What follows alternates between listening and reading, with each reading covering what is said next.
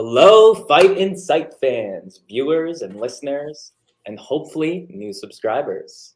I'm your co-host, Braydbunch, aka the non-binary ninja, and I'm here, as always, with your host, Timmy B. So, on today's episode, we're going to have the pleasure of talking to a real monster, all right? Not the Loch Ness, this one's real.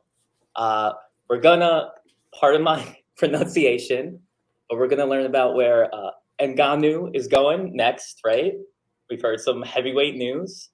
What's new with Dana White? And we're going to reveal something to y'all that probably 99% of UFC fans know nothing about when it comes to the UFC. So you know what? Let's get this rocking and rolling. Tim, hit it. Ladies and gentlemen, this is the Fight Insight Podcast. Let's talk. Our guest today is a Canadian-born MMA fighter currently competing in the UFC's featherweight division and takes on Superboy, Do Ho Choi on February 4th, Lewis versus Spivak. He's the owner of Muskoka Martial Arts in Gravenhurst, Ontario, and this man is ready to make a statement win in just a few weeks. But first, he's here to chat, and we couldn't be more excited. Everybody, please welcome to the podcast, Kyle the Monster Nelson. Hey, thanks for having me. What's up, Kyle? Fellow Canadian. This is the third Canadian in a row on the podcast. Yes. Very excited, Kyle. And I see you are too, my friend. Kyle, you are fighting Do Ho Choi, Superboy. Before you say anything bad, and just so you understand, my wife is South Korean. Okay. So this has created a lot of controversy in our household, Kyle. I went online and I was searching and I saw a photo of you two standing off against one another already. I want to put it here for the fans. There it is. Kyle, are you the Lex Luthor to Superboy? I guess I'm going to have to be. Yeah. How exciting is this fight? I mean, Do Ho Choi is a fan favorite across the world. He was quite high up there for a little while. Huge fight for you. Yeah, absolutely. I mean, he's a very exciting fighter. Obviously, he jumped into the UFC scene, with 3 wins, some impressive knockouts, and then the fight of the year with Cub Swanson. They got him into the UFC Hall of Fame. Right. Was a great fight, and then he went on a couple fight losing streak there, and then I think some injuries and stuff, and then I heard maybe it was mandatory military service that kind of kept him out for a little bit.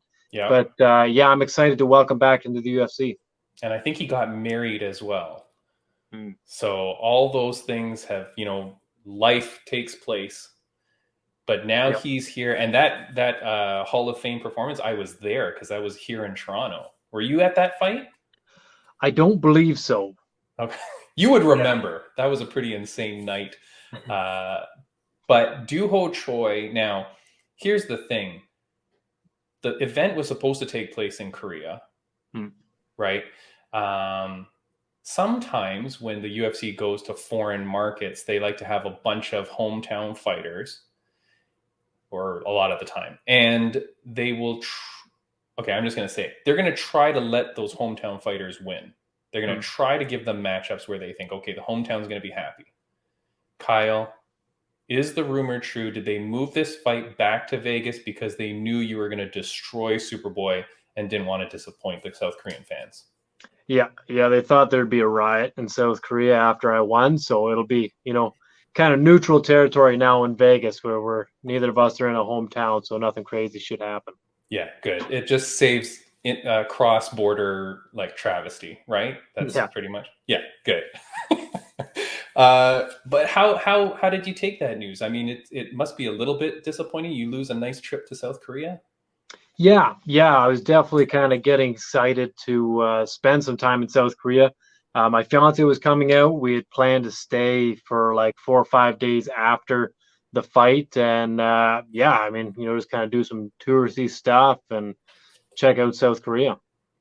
Now, are Are you a fan of the Korean culture? Like, it's a very trendy culture right now with like K-pop music and Korean Mhm. dramas on Netflix. Are you a fan of all that stuff? Anime? Yeah. Like to some degree, I'm not big on subtitles, but yeah, I mean, and even just like some of the, I've done a couple, or at least one interview, um, with someone in South Korea, and yeah, I mean, it went great, super respectful. I definitely, love their, their culture and stuff like that, and so I definitely, it sucks I'm not going to be able to go there and experience firsthand this time, but hopefully, either in the future I'll get to go to South Korea with the UFC, or maybe even just head out that way for a vacation. Yeah, I mean, it would have been nice. I've always wanted to go. My wife and I got married a couple years ago. That was going to be our honeymoon trip, and with the pandemic and everything, we didn't get to go. So we're hoping to be able to go in the future. It should have been beautiful. You paid a lot of respect to the Korean culture with your fight shirt, which I want to put on screen. It's badass. Yeah. It's a really nice shirt. Of course, it has on it that the fight's in Korea, so that it's almost like a little bit of a special edition shirt now. Yeah. But in Yeah. Korean, it says the monster is coming. Is that Yeah. right? Is that what you thought it was going to say? Yeah. Yeah. That's what I kind of threw into the old Google Translate, and that's what it gave back. So Wait, is that how you did that? You used Google Translate? You didn't clarify it with a Korean person just in case? I don't have any Korean, so yeah, that was all Google Translate. So it was a shot in the dark, but Oh yeah, it man. worked out good. All right. Well, just to let you know, my wife translated it, and it does come out perfect. So All you're right. safe. Awesome.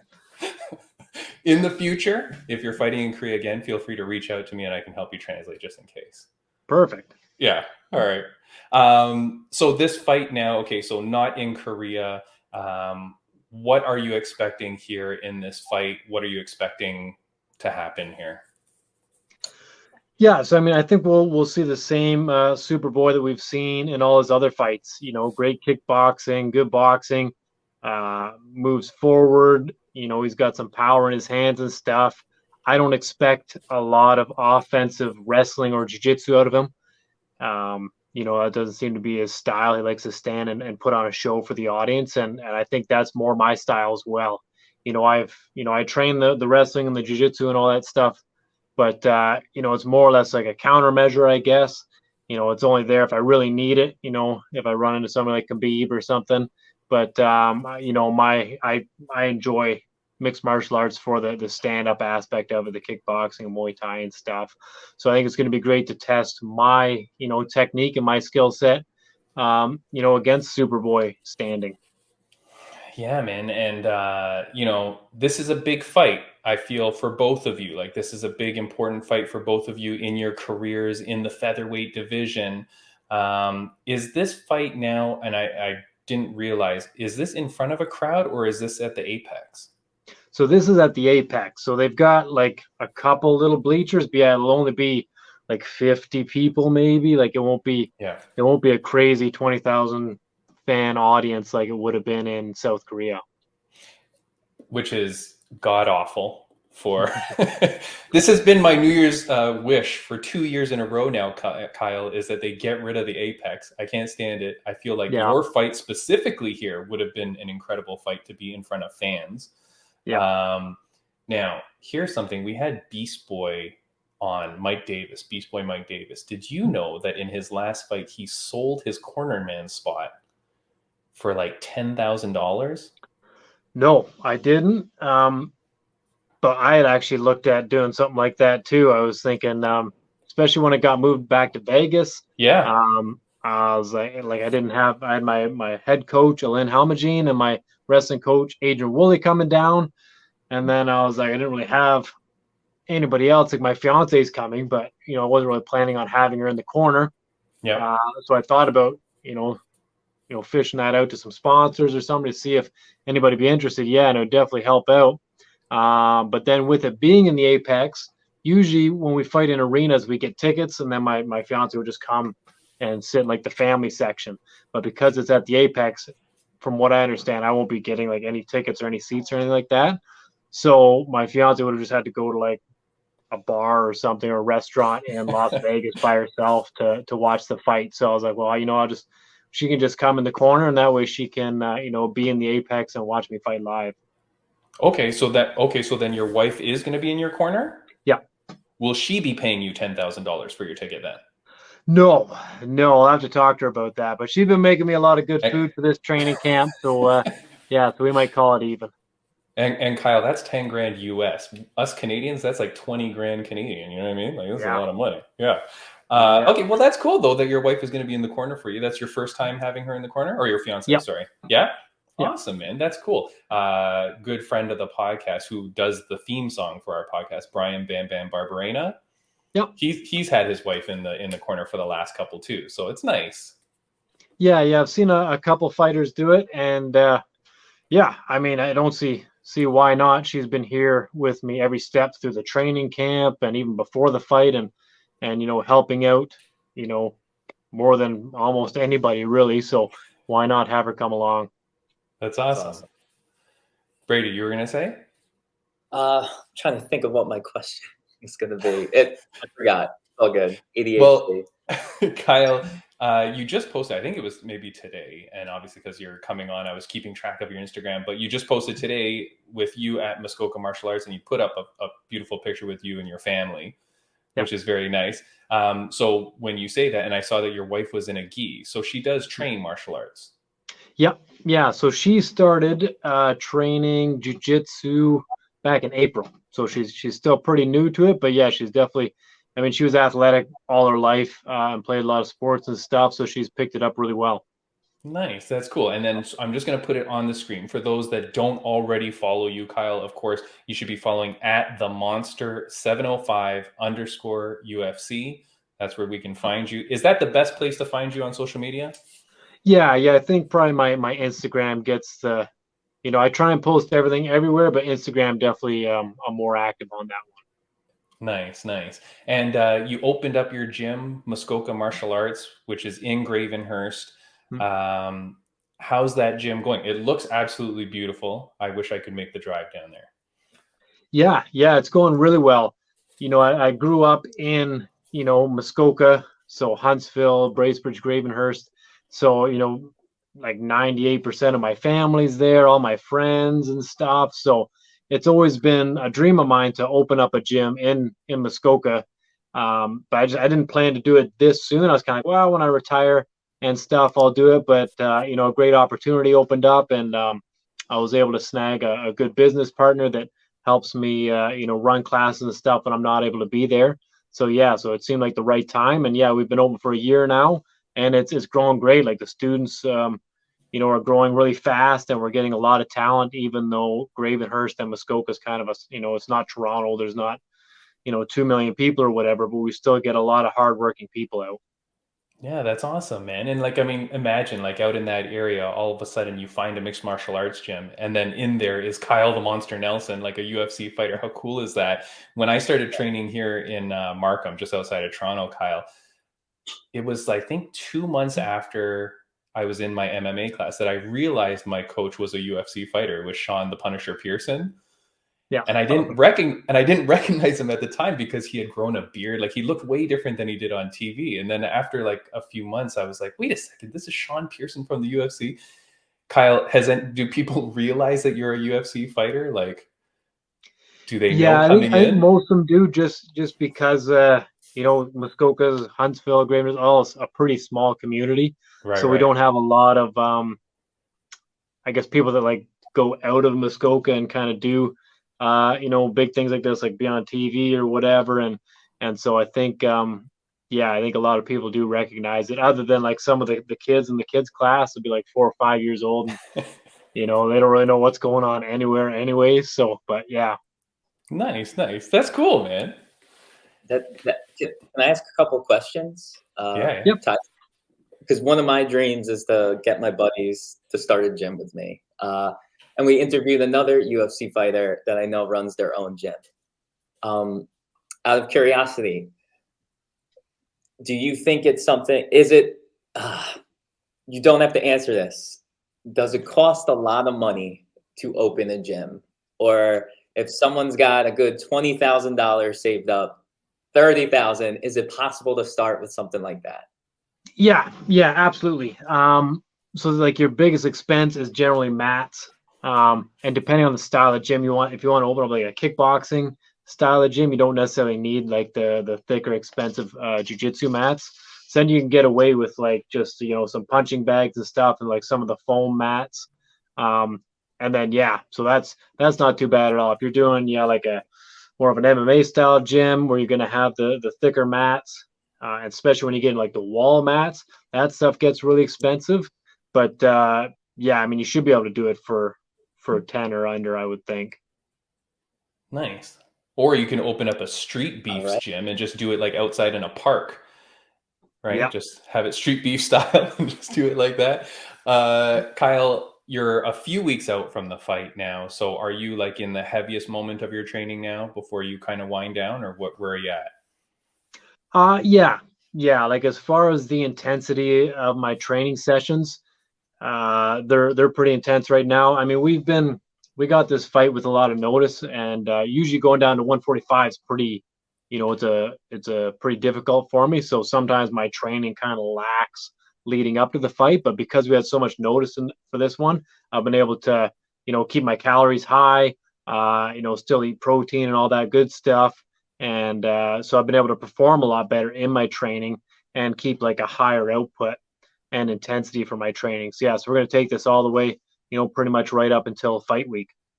Nice, buddy. I'm so happy for you because I know I saw some interviews with you before and you were talking about the weight cut and the short notice fights. This one, you've had a plenty of leeway and notice to do this. So you're able to work your way down. And we're looking forward to a massive fight from you, man. This is huge. This has big potential for fight of the night, right? Here's your big 50 Gs coming up. Yeah. And again, like I was saying, like this training camp and weight cut's gone so well that, in some of my fights, you'll see a great first round out of me and then like an okay first half of the second round. And then I kind of die off pretty quick. But now, in my sparring and stuff, I've been able to keep that output and that intensity for the 3-4 rounds. So if Superboy is able to, stay conscious long enough, we can take this all 3 rounds, and I can put a clinic together for him.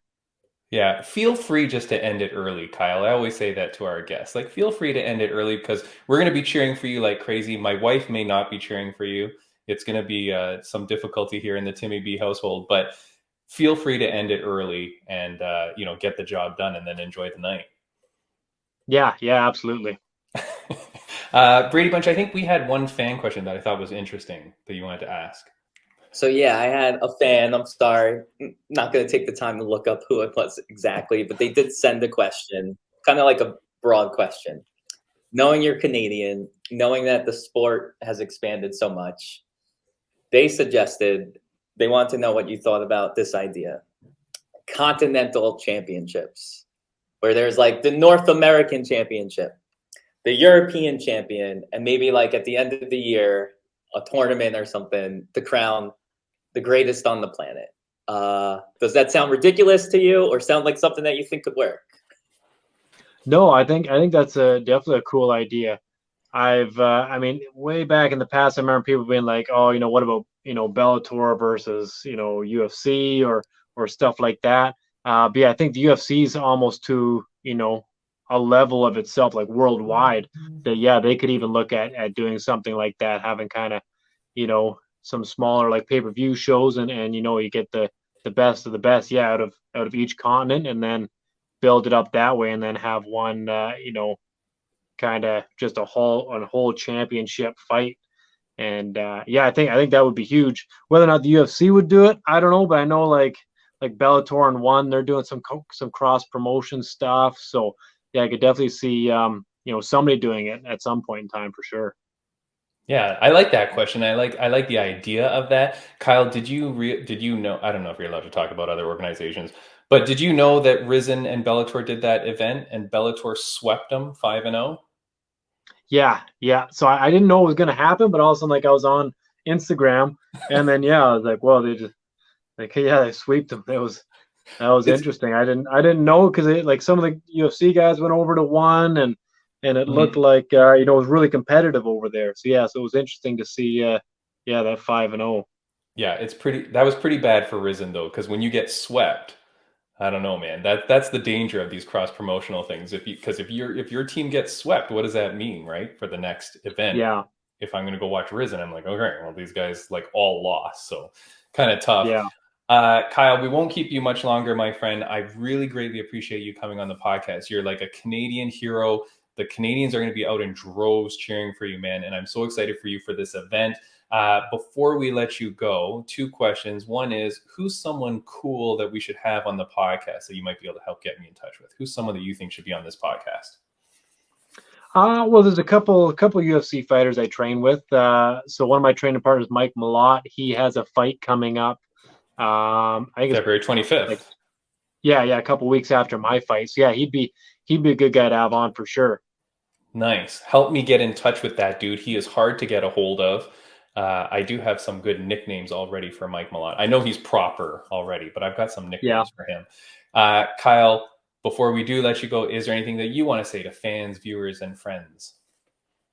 Yeah, I mean, just thanks a lot to everybody, for all the support so far in my UFC career. And yeah, I think we're going to see it, really take off. I'm going to steal some of that, the publicity and the hype that Superboy has, and we're going to take it all the way to the top. So thanks a lot for cheering me on, everyone. And yeah, if you have any other questions, message me on social media. I love to interact with the fans. All right. Love it. Brady, before we let Kyle go, anything to say? Kyle, I may end up hitting you up to talk about franchise opportunities with your gym down the line.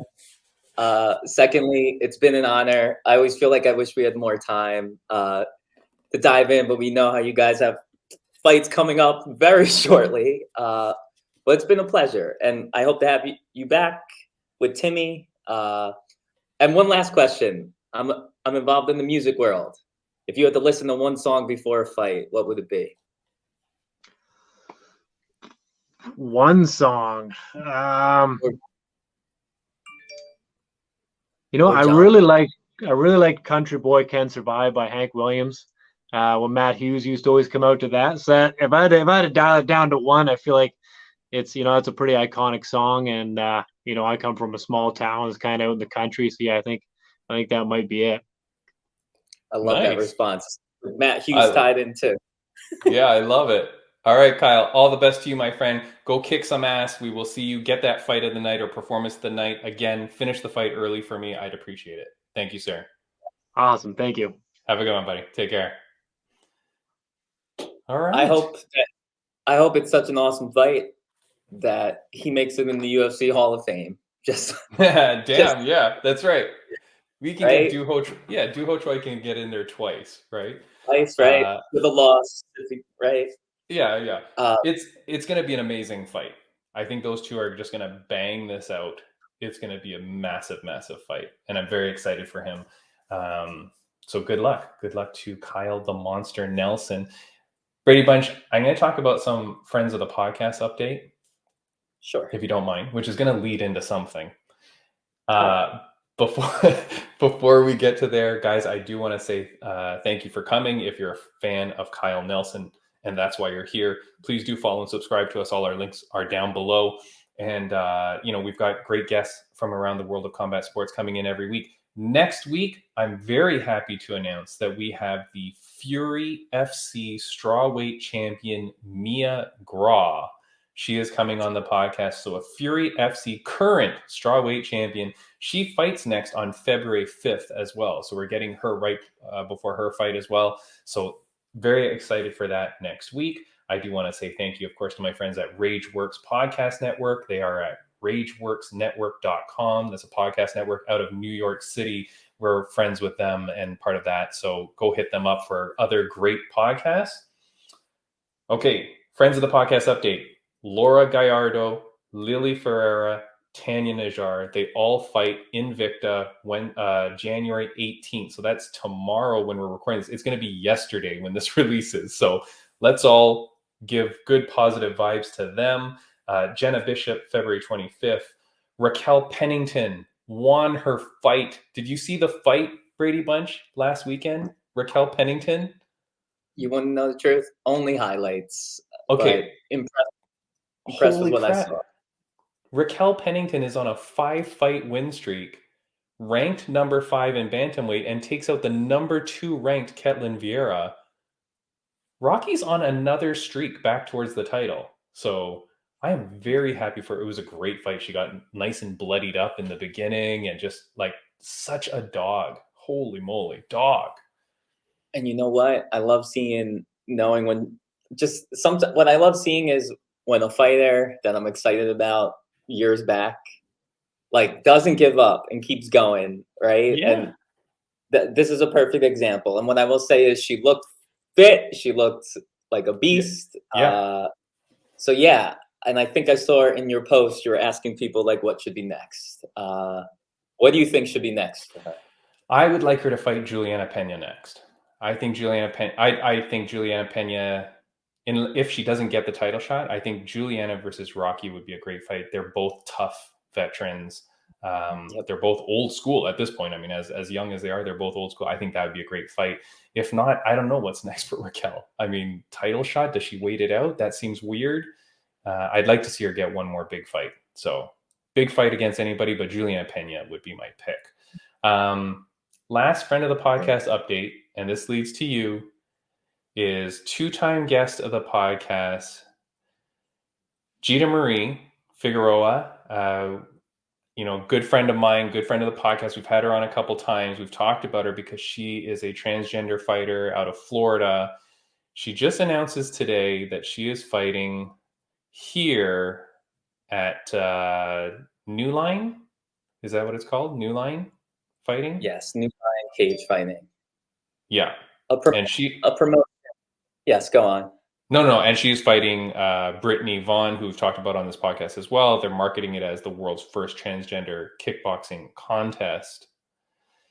And as friendly as I am with her and with you, of course, I know you've got some comments on this. Yeah, so without being unprofessional, and I've chilled out a bit since waking up to see this news, all I will say is this.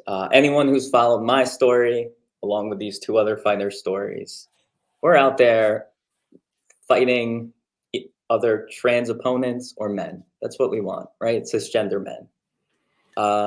There's been point in times where I've spoken to both of these athletes about fighting them. And to tell you the truth, I think it was on this podcast, my first time on here as a guest, I think I name dropped Cage Line as the organization that I was planning to take my career to the next level. Celebrity boxing, I love it, but truthfully, kickboxing is it for me. And I would love to do MMA as well. But all along, it's been the Muay Thai and the kickboxing. And all I've been talking about all along is how I can't wait to have this historic kickboxing match. So I think it's a little silly. I love that organization that they keep giving trans people a spotlight and an opportunity. But I do know this. I know Celebrity Boxing reached out to Gita or G. Marie. She left them on red. She was offered the fight.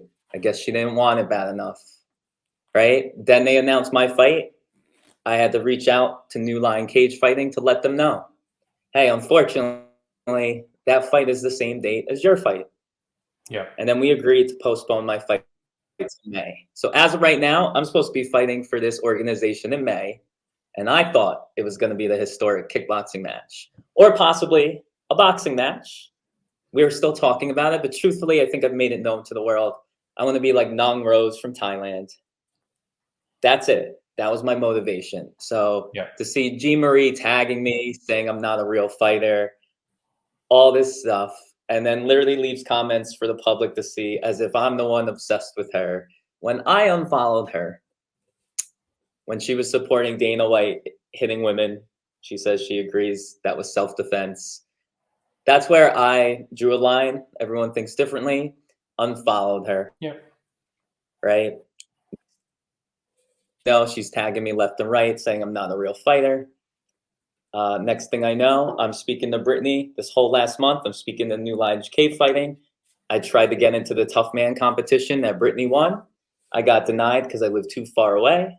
I tried rough and rowdy. All I've been trying to do is fight other trans women or men. It was Gita who was given the opportunity with celebrity boxing, didn't take it, and then magically pops up and takes the March 11th fight to have this historic kickboxing match. So basically, as we all know, she's not really a kickboxer. I think she lied about her experience just to make this match happen. I recently registered with West Virginia. She has confessed to me. She's taken MMA classes and they teach everything, right? But it sounds to me like she may have told some other people to get this fight that she trained in kickboxing for years. Brittany's moving up in weight to fight her, which I don't think is so impressive, right? I give props to Brittany and I hope Brittany wins. I am a little disappointed that no one gave me a heads up that this was going to happen in such a way. Yeah. Especially being told that my fight would just be moved today. But this is what's cool. The organization, the guy who runs it, reached out to me. He's very sweet, very supportive. He would love to create a path for people like myself and Brittany. He also knows that Brittany and I we're not so young, so we got to get these fights in while we can. He dreams of creating a tournament like we have discussed. He told me if I could find up to 8 athletes like myself, he will launch the first ever trans tournament to crown like a real champion. Last comment is, it sounds like this. I am going to fight Brittany Vaughn in a boxing or kickboxing match, probably in May. I've told that organization I would love to beat up Gita when I'm done. I got you. I know it's a little bit glitchy. I'll do my best to edit this so that it comes out as clear as possible on the podcast. Obviously, I'm friends with Gita, so I wish her all the best. So sorry. No, it's okay. It's okay. I'll talk over this part where hopefully your connection gets a little bit better. But I do think, again, kudos to New Line Cage Fighting for setting this up. And I do hope you get your fight in the future with whoever. I do think we talked about this before when it comes to like a tournament and stuff like that. It is hard because everybody has to be around that same weight class. Like people are going to have to go up or go down like somehow with not so many fighters in this division. Weight. Yeah, they've got to somehow figure something out, like have catch weights or whatever that kind of brings everyone to some sort of medium level, But anyways, good luck to that. We'll keep talking about it because, of course, their fight is scheduled for the same day as yours, right? It's the same day, March 11th? Yes. It's a big day in combat sports for trans people, I guess. Yeah, right? Yeah, of course, yeah. You brought up something interesting because the Dana White thing, and I do want to touch on it quickly. What's crazy, Braydbunch, is that the story is gone. The story is the story has gone. Like it happened last week. We recorded our podcast, and then the day after is when Dana White had his media interview day, and you saw that, correct? Yes. Yeah. So that thing happens. It explodes for a few days, and then it dies out. It's gone. Nobody's talking about it. I'm shocked because of my predictions on the podcast of what I said I thought would happen and stuff like that, but nothing has happened.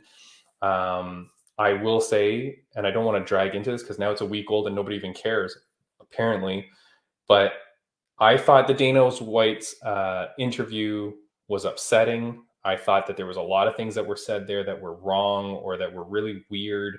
The fact that, essentially the punishment is just, hey, I got to live with this. And that was the punishment. And it seems like nothing else is going to come down on it. No real outspeech from any of the company heads or anything like that. And people will say, well, Tim, there shouldn't be. We differ on that opinion. People were still defending his actions online. And in his speech, he says, do not defend me. What I did is wrong. Yet you will still see post after post saying it's okay. It's okay. One comment that I received that I do want to just not read out per se, but I thought this was such a weird thing for someone to say. Braydbunch, they, after essentially agreeing with it, they said, it's 2023, keep your hands to yourself. And you see that post a lot. And my argument to that is, when was the date change? Like, what do you mean it's 2023? Keep your hands to yourself. What was the year that it wasn't okay? And then when did it suddenly become okay?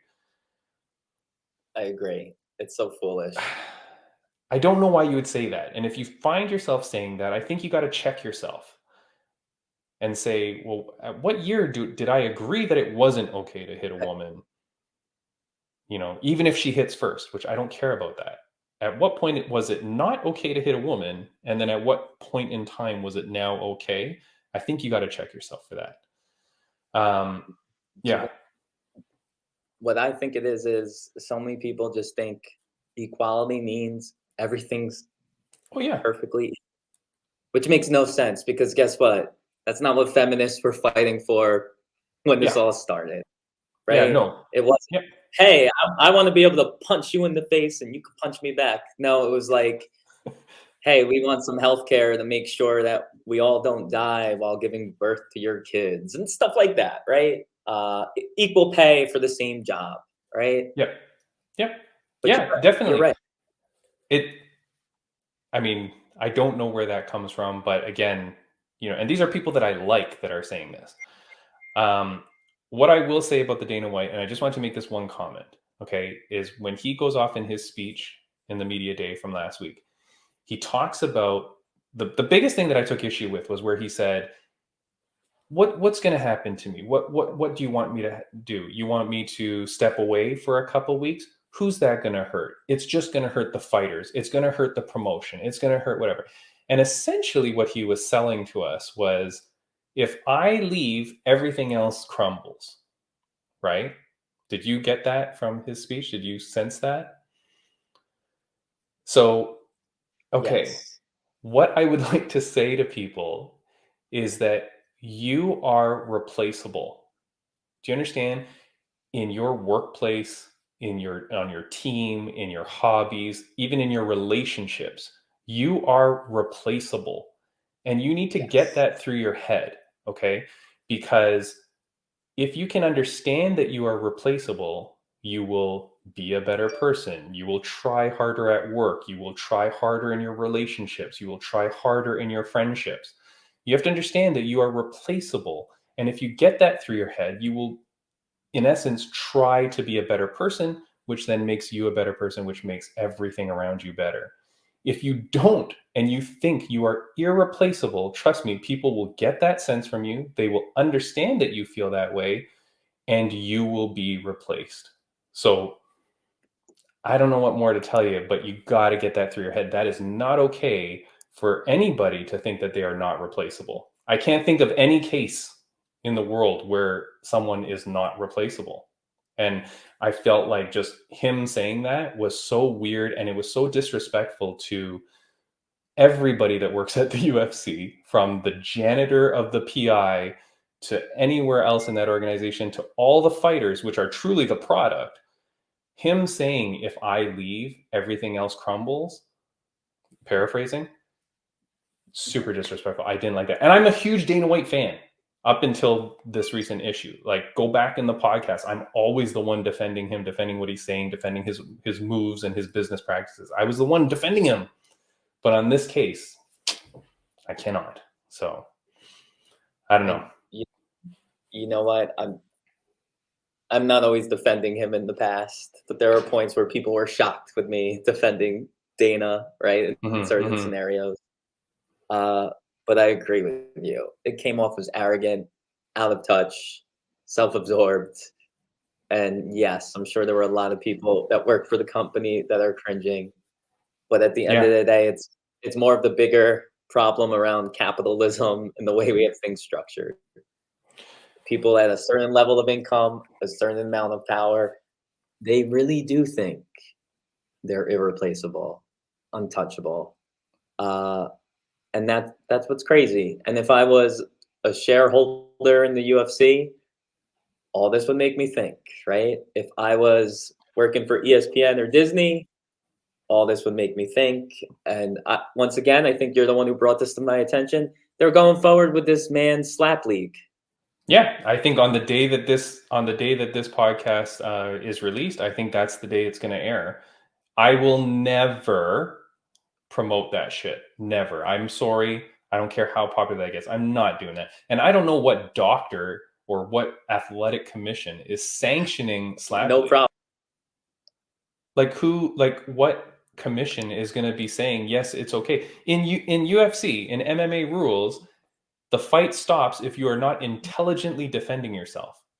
How the fuck do you sanction a fight where you're supposed to put your hands down and get smashed in the face? Yes. It also makes me wonder about like the whole idea of CTE damage. Yeah. Like Yep. to me, just the whole head shaking, like especially when you see those super heavyweights smacking the crap out of each other. Yeah. I've seen some of those videos. Yeah. I don't get it. I don't get it. I'm not following it. I'm not doing it. It's stupid. And I can't believe it's going forward with everything. I can't believe it's going forward in general in society. I can't believe that's happening. And I can't believe the people that are doing it are standing out there saying they're athletes. Fuck that. Maybe you are an athlete, but you're not an athlete because you're competing in slap fighting. So give me a break. It's just stupid. I don't care. Stupid. Braydbunch, I know your mic is still a little bit funny, but we're trying to do it the best we can. Let's move in now. You're talking about CTE and stuff like that. Let's move to Francis Ngannou. Francis Ngannou now is a free agent. He reported today, as we're recording this, just now, an hour before we started, on the Ariel Helwani show, the MMA Hour.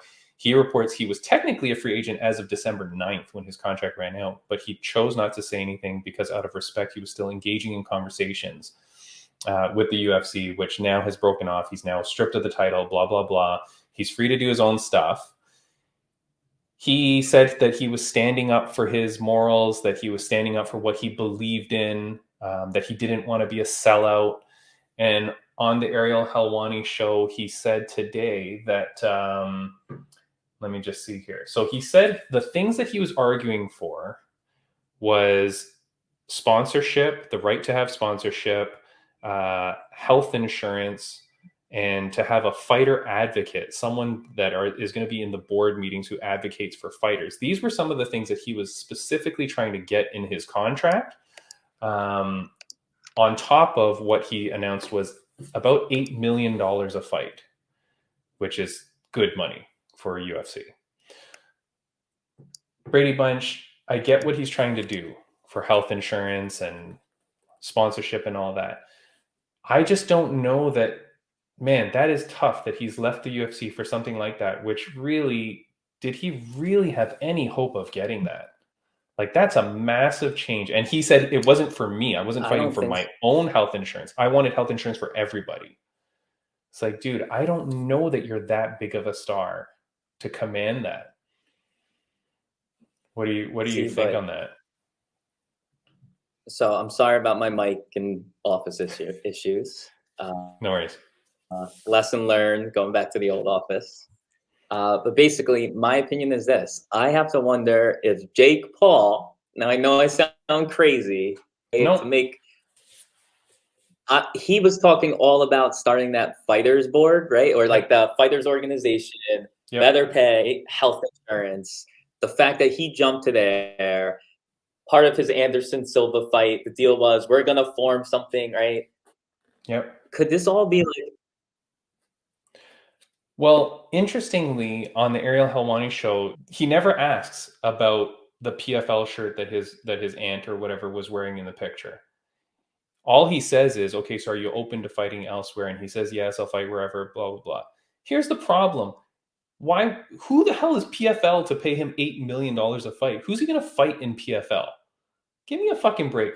There's nobody. Where does PFL have $8 million to pay Francis Ngannou to fight who? Name me 5 heavyweights in the PFL, right? Like, you can't. Nobody can. I even posted online. People could Google it if they wanted to, and they still can only give me like 1 or 2 names. This is a tough one, man. I'm not too keen that Ngannou is gone. And for those that are watching on video, Bradybunch's camera is a little bit. We're thinking maybe that's some of the problem. Can you hear me? Yeah, I got you. This is terrible. My God, Timmy, I'm gonna be editing this podcast for like 100 hours. Yeah, go ahead. I'm so sorry.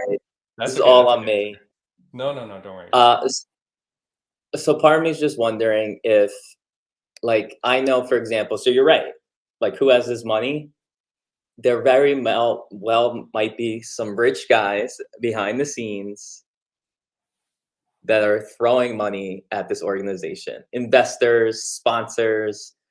For all we know, sometimes I wonder, is this a bigger scheme than we think? Could a lot of the PFL, because they are on ESPN as well, could the UFC and PFL kind of be doing like a whole WCW, WWE type thing, while secretly sharing the money, sharing the growth? But I hear you. They don't have a heavyweight division. Maybe they get some of these crazy fights. I'm also curious. You saw how bare knuckle fighting has been tagging Francis, right? Yep. Who do you think, out of your opinion, who do you think has more money or more ability to attract him to fight? Zero. I literally think, because so I appreciate that Francis stood up for his beliefs. I appreciate that Francis said, hey, you've been treating me poorly. I've now fought out my contract, and now out of principle, which he says, out of principle, I'm gonna leave. I'm not gonna be with the UFC anymore. So I get all that and I appreciate that, but he's not going to be able to take those same arguments to other organizations. He's not going to be able to tell BKFC to give their fighters healthcare. Like I don't see anyone doing that. I've been researching into healthcare for fighters and for UFC and stuff like that. It's borderline impossible. And the issue is that no insurance company will write that. Is from the research I'm doing, that's the issue. You can't even get it. There's I think it's NFL or NHL. One of them does not have any healthcare because they can't get it. So UFC is not going to get it. PFL is not going to get it. Like, so now Ngannou has given up UFC, which fine, he gives it up out of principle, but you're going to go to these other organizations. They're not going to give that to you either. So now at the best, you make that same 8 million to fight, no offense, nobodies, and nobody's going to watch. Like BKFC, I already pay my $5 a month for their thing. How many more people are going to buy the BKFC app just to watch Ngannou fight? I don't know. 8 million people are going to do that? That's how many you'd need. But you know what? It makes me so. I think you're right about BKFC. I think we are going to see him go the boxing route, probably fight Fury or someone. But that alone, in my opinion, is he can make all that money. A lot of these people, I think, know they're getting older. And I'm going to go back to, I think some of these fighters, some of these people don't care about money. We interview them. They just want to go fight for the gold. Right. I have to wonder if once you get that gold, like what do you need to prove? What else do you need to prove?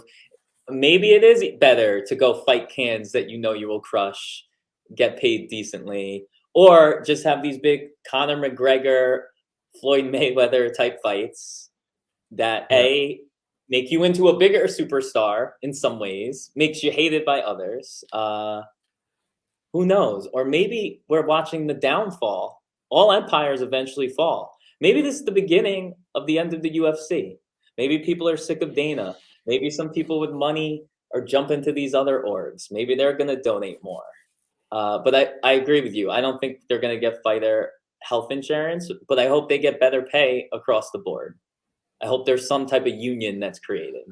Yeah, I don't see it happening. I don't think it is. I'll just put up a few tweets on the screen. Oh, you're back. I'll put up a few tweets on the screen. Eddie Alvarez says UFC simply lost the bid for Francis. Instead of admitting that, they go with the narrative that the scariest man alive is afraid to fight in the UFC. Ha, ha, ha. And then you've got Mike Beast Boy Davis, we talked about on the podcast today. Clearly something must be wrong if a champion in the UFC isn't willing to re-sign and vacates his title.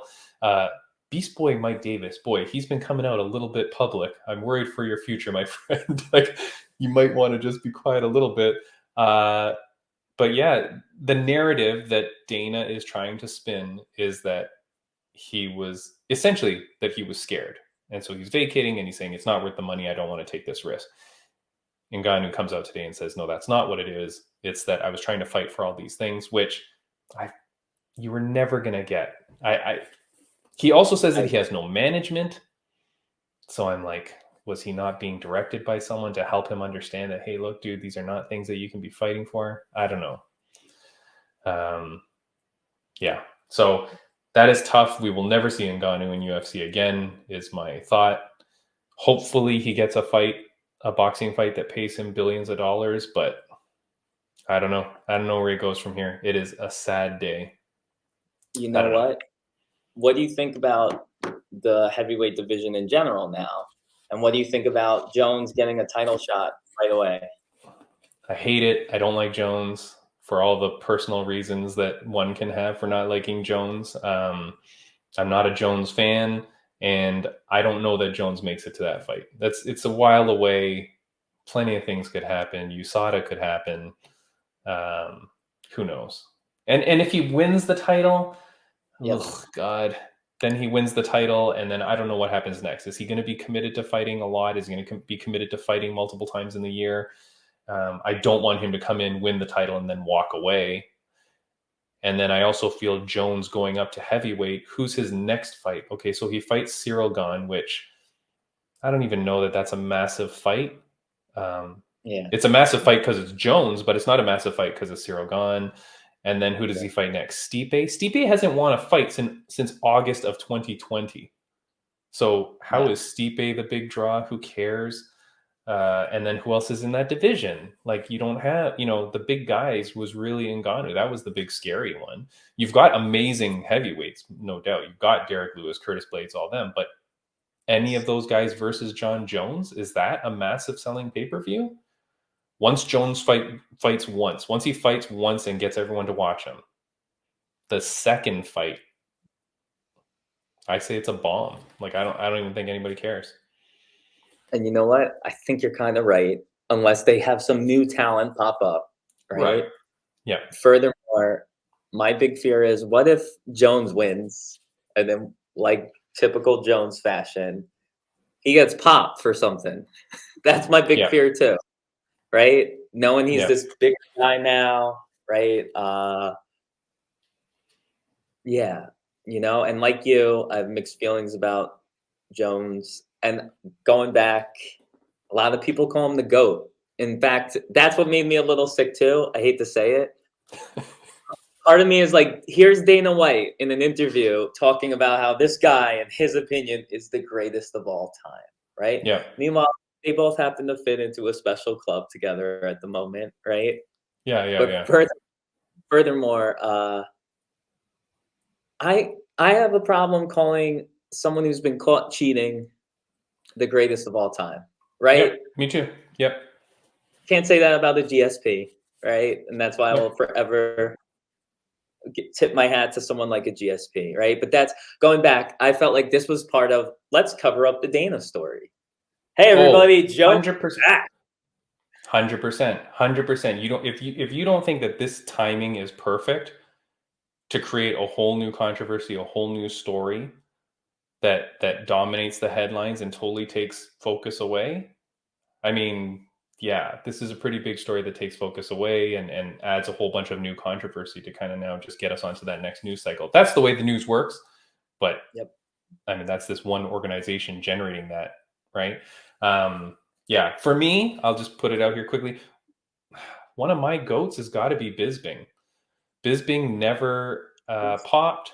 Michael Bisping never popped, fought with one eye for half his career, won the title, overcame adversity, has some amazing fights.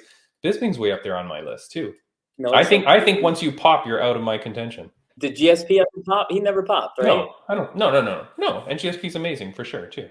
I feel like Bisping gave me more exciting fights in my life. I feel like some of Bisping's fights were so crazy and so great to watch, and then knowing that he did them with one eyeball was even crazier.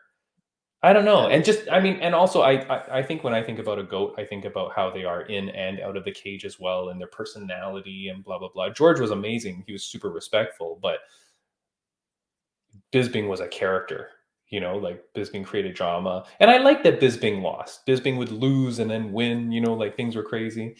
Anyways, all right, let's get to this last thing. I know that our screen is all a mess today. Okay, sorry. I'm going to show a video. Here's the thing that we teased at the beginning of the podcast, saying that 99% of you don't know that this is happening. Okay, and Brady Bunch, I did not prep you for this. the Alright. event with Kyle Nelson that is fighting in UFC Spivak versus Lewis. There are a whole bunch of fights on that card. Do you know that it relates to a reality show? Do you know that this did not whole know this. card, you didn't know this, right? So the No. whole Lewis versus Spivak card is based on a reality show that the UFC was running. Nobody knows this thing's been happening since June of 2022. It's called Road to UFC. When I say that, does that ring any bells? Road to the UFC? Yes, that Okay, I have seen that posted. Know nothing about it, but yes, you've seen that posted? I've never I seen feel this like post. Dana White has referenced. Okay, and So Road what's so to the funny is I never knew what it was. yeah. I feel like I saw Dana White plugging it at one point. That's the only reason why I know, but I had no idea what it was. I thought it was tied to the Contender series, like a spinoff. Okay, so it's called Road to UFC Asia, and this has been happening since June of this year. I'm going to put a video on the screen, and this is me on my UFC Fight Pass trying to find it. I mean, you can't even find this on the Fight Pass. I think if I add this in, we're going to see it on screen. So here it is, and I'm in my Fight Pass, and I'm searching. At first, I search Asia. Okay, I get nothing. I get Peter Yan fight. Then I switch it and I search Road to UFC. What should come up? No, nothing. I get a Leon Edwards fight and a whole bunch of fights, nothing. Then I type Road to UFC Asia. Boom. Here's all the friggin' episodes. You have to search so specific to even find this in the UFC app. That's crazy. There there was a tournament that happened, okay, throughout 2022. It was to feature and find the greatest athletes in the Asian markets, which, I mean, nobody heard about. And the fights that are happening at the Lewis versus Spivak is the finals for all the divisions in this tournament. Interesting. Yeah. Interesting is another way to put it. This thing has received zero focus.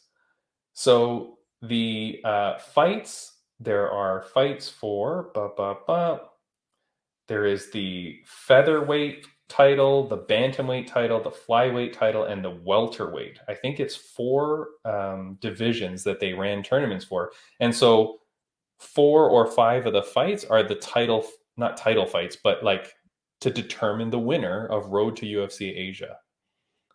You know what? The irony is this almost fits into the model we were talking about, where let's find like the champion from each continent. Yeah, right. I know, and that's why this was all perfect timing for me to bring this up. But yeah, so there were flyweight, bantamweight, featherweight, and lightweight, all men's only. But yeah, there were tournaments. So each one there was an 8-man tournament in every division. And this event that was supposed to be in South Korea, and now that makes even more sense why it was there, was because there was going to be these final final 4 matches to deem the winner of Road to UFC Asia. Simply amazing that this has gone so under the radar in terms of bad marketing. Yes. And their IT, whatever it is, they gotta fix the algorithm and the search bar feature. Oh, don't. It makes me wonder if they don't want us watching. Yeah, don't even get me started with the UFC Fight Pass app in terms of like how difficult it is to find things and everything. But yeah, this whole thing gone, and so you had this whole thing to bring awareness to these fighters, and I feel like it's gone very under the radar. This Lewis versus Spivak card that Kyle Nelson is on, tune in for that fight. Tune in for the Spivak fight. Tune in for Jeon Kim, our good friend, who's going to be fighting on that card. But boy, those other matches, people are going to be so confused as to what's happening when that airs in North America, for sure. I mean, I don't know around the world, But when this airs in North America, people are going to be so damn confused what's happening. I'm telling you. But I don't know. You know what? I can't wait for the reactions, comment sections. People are just going to be like, who are these people? Like, it's going to be so weird. You know Yeah, what? I think, yeah, go This ahead. might lead to some overnight superstars. You know how it is. You see a fighter you don't recognize, and then they get an awesome first-round knockout. It might be a night like that, where, who knows? I'm going to try to be optimistic about this one. Yeah, maybe. I mean, good luck, and I wish all of these people the best, and that some superstars come out of it. But I'm thinking that a lot of these fighters don't speak English, which we've talked about is difficult when you're trying to market. I also feel like if there was a reality show based around them, where there was this tournament, obviously there must have been a bunch of marketing of these guys during the show, but probably you're supposed to have watched all that leading into these final fights. So I don't know. Good luck to this whole event. But Braydbunch, without all the technical difficulties, I still feel like this was a good show. We had a good interview with Kyle Nelson, and we've covered several good things, right? Kinda. I'm pleased that we made it through. I'm so sorry that you'll be stuck editing so much of this, and I will make sure I have the perfect internet and Wi-Fi for next week. No worries, no worries. But yes, no, it was awesome, and I hope Kyle gets the win. You know, it's like you said, it's a big match for both of them, so it's gonna be. They both need this win in a way. Yeah. But since Kyle's now a guest of the show, I hope that we're cheering, and I know your wife might be disappointed. But yeah, Yeah. and thank you. I'm excited to interview. Next week we have a current champion. Is it? Yeah, Mia Gra. Yeah, so very excited for her. And we've got some good other guests lined up as well, some returning guests. So I'm excited for some of those. We've been reaching out and figuring that out. All right, and it's this Wednesday, just in case people missed it. It's the Invicta fights. Yeah, right? so when this drops, you're gonna have to go and find like the replay, right? And if you're following us on our Instagram, we'll obviously be posting the results, especially if our friends win. And another heads up, I did get a package in the mail today, which I'm going to do an unboxing video for. This is one of the UFC Timex watches. Speaking of marketing, Wait, really? did you see that they released a bunch of watches on Timex? I only saw like some. Yeah. So I got hold one. on. I bought one. Some of them look okay. Some of them don't look so bad. So I'm going to do an unboxing video of this one. I got it. I thought it looked kind of cool. And I also thought like, maybe it's going to be a collector's edition or worth something in a little while. So you know what? I'm so curious about. I can't wait for the unboxing because I'm curious about which style you went with. Which one did I get? Is it? Yeah, you'll see. I got the one that I wanted. So I'll do an unboxing for that. But anyways, Braydbunch, I know the technical difficulties started when we were getting a little bit emotional about your thing, but we'll follow this story through. We'll keep talking about it. If you have to cut that out, it's all good. No, we got to let it go. No, because it is important. It's about us, right? It's about personal. Like people have been reaching out to me saying they didn't like that we didn't follow through with more of your story last week's episode. They're like, hey, I wanted to hear more of that. And I'm like, yes, I know I want to hear more of that too, but we were like right at the end and I couldn't, go on too long and I want to give it respect. So next week, for those of you that were listening to our podcast last week, we talked about some personal things. Next week's guest we're going to have on, we're going to do that. And then we're going to get into some more serious stuff and serious topics.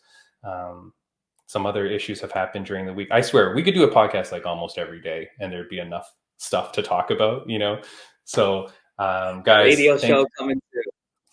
Yes, get me on a radio. That's fine.